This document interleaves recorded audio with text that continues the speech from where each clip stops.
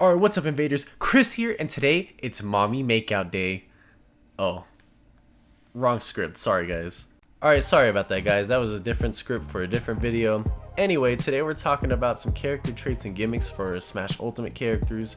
Now there are a few characters in this game who have the gimmicks I'm going to be discussing, and these gimmicks are in no particular order, so don't expect, say somebody like, Ice Climbers being the #1 most busted character, or Mario having Flood being, super gimmicky, anything like that. I'm just kind of listing these characters off because it kind of, the more Smashes went on, the more gimmicks that have been introduced, such as, Final Smashes, thing like that. But Final Smashes aren't on this list, it's just with character traits for certain characters. So yeah, I'm just gonna go ahead and start the video. Alright, and first on our list we have the Ice Climbers. Now, with the Ice Climbers in past games, they've just been very problematic, to say the least. They've had wobble in almost every game, or actually both games they've been in Brawl and in it was different in Brawl, but the main wobble combo came in Melee, and nobody likes that. Wobbling is such an easy thing to pull off, you just gotta keep rhythm. And there's even a guy who started screaming in the face of his opponent every time he decided to wobble him, so that was pretty funny.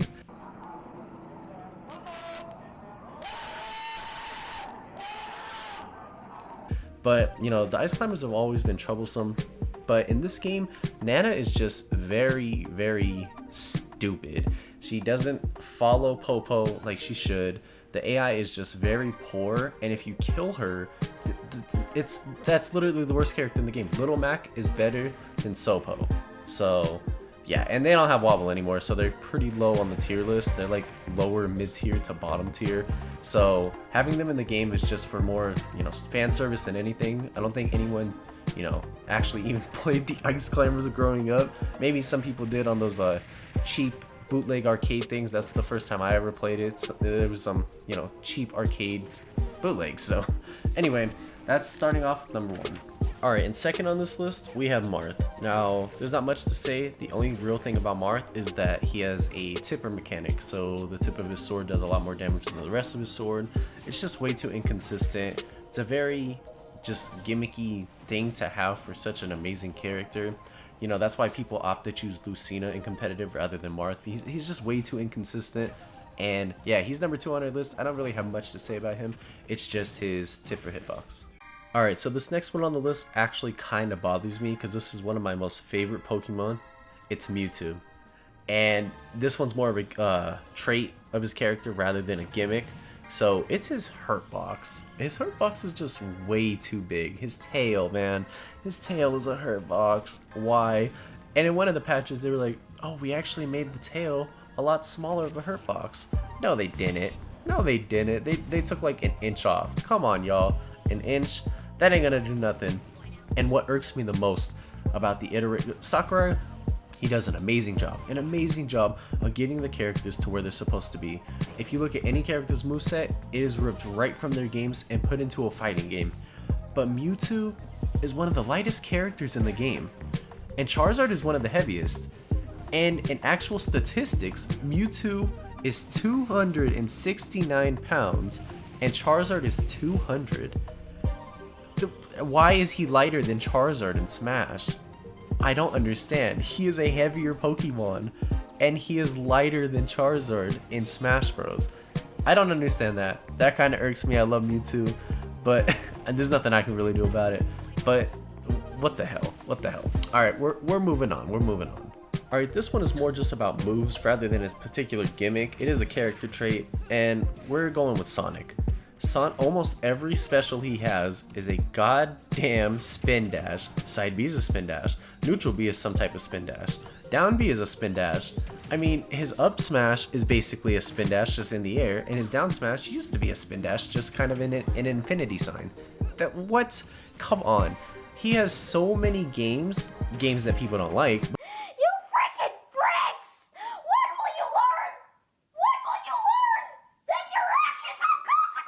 But he has so many games to get things from, and they just continuously take, just spin dash, just make him spin dash everywhere. His neutral B could have been something like he throws a ring or something, kind of like how the Mii Sword Fighter does.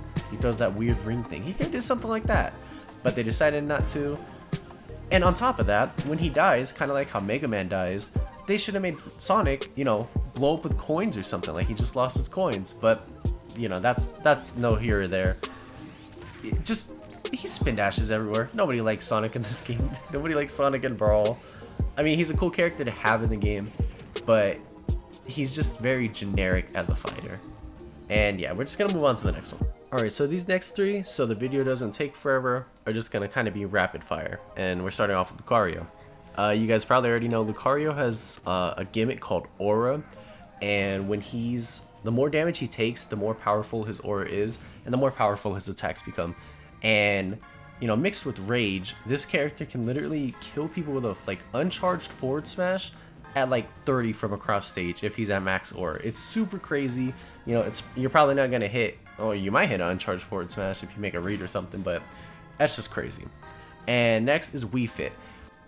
Wii Fit has a gimmick called Deep Breathing. Now with Deep Breathing, you basically get powered up. I think the first time you use it, you get powered up. You can use it multiple times in a match and it'll slow down. So I'm not completely sure what the rest of it does, but I know initially when you use it, you can get like a 3-hit combo that does like 70%. It's super crazy. It's just badly designed. No character should have something like that. And that's really it for Wii Fit. But the next one is Rosalina and Luma. And Luma just dies way too quick. I remember when I was playing with my friend, we got like random and he just kept hitting Luma off. Luma would spawn, he'd do like a forward tilt with Wolf, and when you shield, it doesn't protect Luma. So Luma would just fall off and die every time. I feel like it should just be the 50% health for Luma. If it reaches 50%, it dies. That's it. And respawn maybe after like 15 seconds instead of 10. After falling off, it shouldn't just fall all the way down. I think that's kind of stupid. If the character's main thing is having, you know, 100% power with both of them, and you're basically at 60% power with no Luma, then I don't see why, you know, the 50% marker shouldn't be the only thing killing Luma.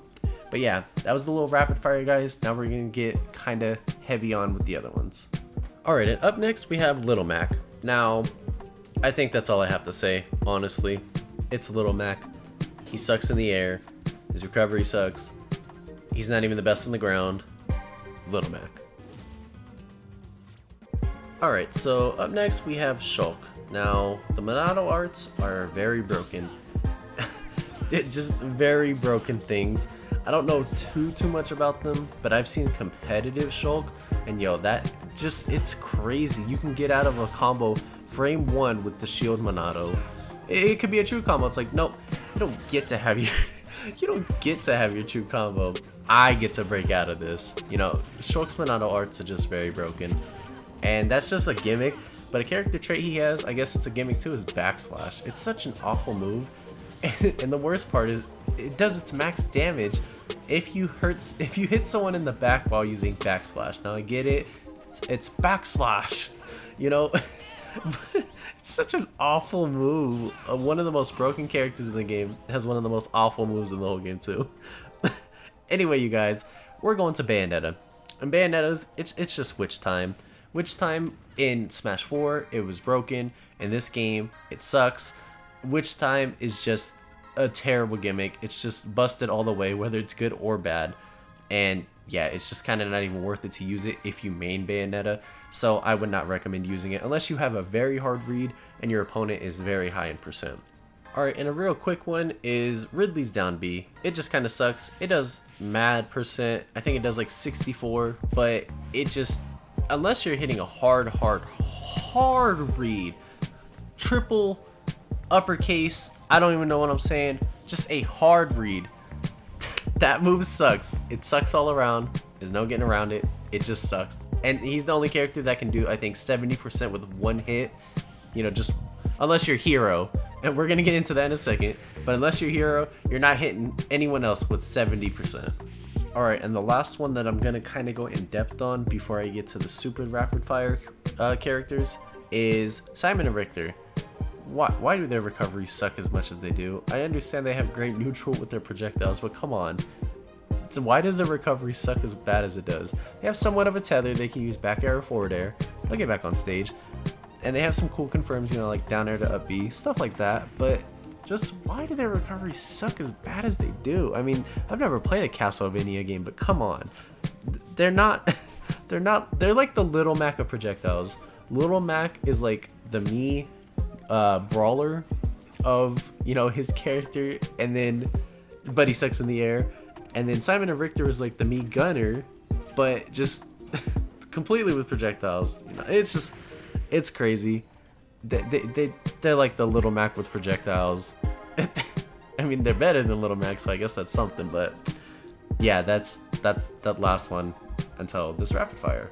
All right, and last but not least is every single goddamn DLC fighter that has been introduced into this game has some kind of gimmick. All right, so we're gonna go through this. Joker, he has combos like Sheik, but he has Arsene like Ganondorf. Arsene, it's like, okay, you're losing, well, now you have Arsene. It's a free win. All right, guys, I'm just joking. It's not a free win, but come on, imagine being Sheik but hitting like Ganondorf. That's basically what Joker is when he has Arsene. Next up is Hero. Hero's down B. I don't even know what it's called. I think it's called Minyu. Hero's the most busted character in this game, banned from tournament. That is just my opinion though, so do not get mad at me.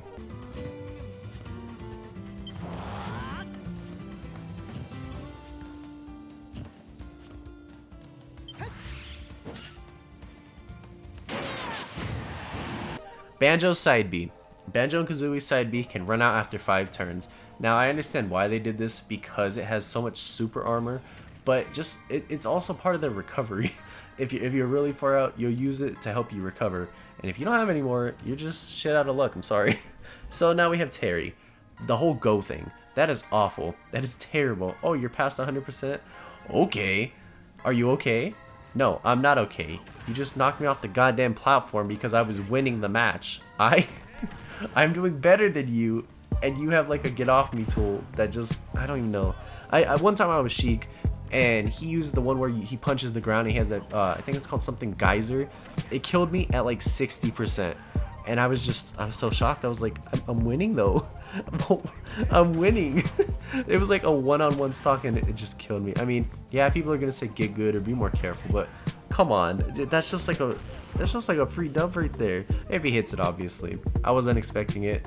And by all means, none of these I'm saying are just, except Hero. None of these are completely broken and they can be fought around, okay? I'm not saying that's impossible. Especially like Banjo's, it's more just like on his side that it sucks rather than for the opponent, but you can get around everything I'm saying, so, you know, don't hate me, please. We have Min Min. Oh wait, Byleth actually. Byleth doesn't really have a huge gimmick, but his whole thing is supposed to be like breaking shields. Almost every tool in his kit can break his shield. Down air, down smash, down B, fully charged arrow. A lot of stuff can just break your shield from Byleth. I think his whole gimmick is just supposed to be, oh, he's a shield breaker. It's pretty cool, I guess. It's not busted, and that can really be played around. So, you know, not too busted, but it's still it's a gimmick. Then we have Min Min. Min Min's Min Min, you guys.